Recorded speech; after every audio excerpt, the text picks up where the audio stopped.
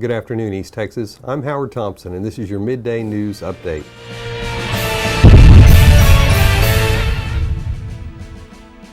Today is the final day to pre-register for the Tyler Susan G. Komen Race for the Cure before Saturday's event.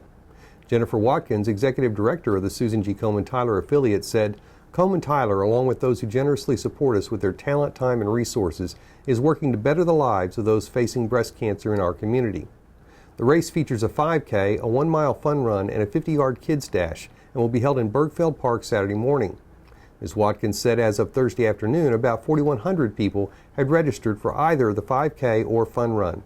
She said about 5,000 are expected to participate. Volunteers will be signing people up from 10 a.m. to 7 p.m. today at the Market at the Crossing, 2210 Three Lakes Parkway near Fresh. Participants can also register online at www.komentyler.org. Online registration will close at 7 p.m. Organizers suggest registering as early as possible to ensure racers get their requested t-shirt size. The Tyler race is celebrating its 15th year raising money for patients and families battling breast cancer. Since its inception, the organization has provided more than $2.9 million in grants to East Texas organizations and funded more than 16,000 mammograms and other services.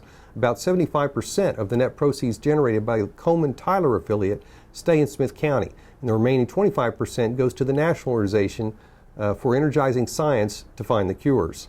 Ms. Watkins says the National Komen organization is second only to the federal government in its investment in breast cancer research. Speaking of the government, the Internal Revenue Service is apologizing for inappropriately flagging conservative political groups for additional reviews during the 2012 election to see if they were violating their tax-exempt status. Lois Lerner, who heads the IRS unit that oversees tax-exempt group, said organizations that included the word Tea Party or Patriot in their applications for tax-exempt status were singled out for additional reviews. Lerner said the practice was wrong, and she apologized while speaking at a conference in Washington. Many conservative groups complained during the election that they were being harassed by the IRS. They said the agency asked them an inordinate number of questions to justify their tax-exempt status. Certain tax-exempt charitable groups can conduct political activities, but it cannot be their primary activity.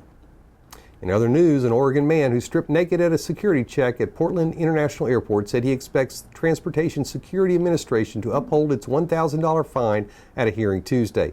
John Brennan of Portland says that's fine with him. He plans to appeal in federal court to force a review of the constitutionality of TSA searches and inspections. He said he hopes it leads to more effective, non-invasive procedures. He was fined for disrupting the screening process last year. Brennan says he was cooperative, but stripped to show he wasn't hiding anything after a screener reported finding traces of nitrates which could indicate an explosive. Video shows TSA workers surrounding Brennan with plastic crates after he bared it all. He was acquitted of charges in county court.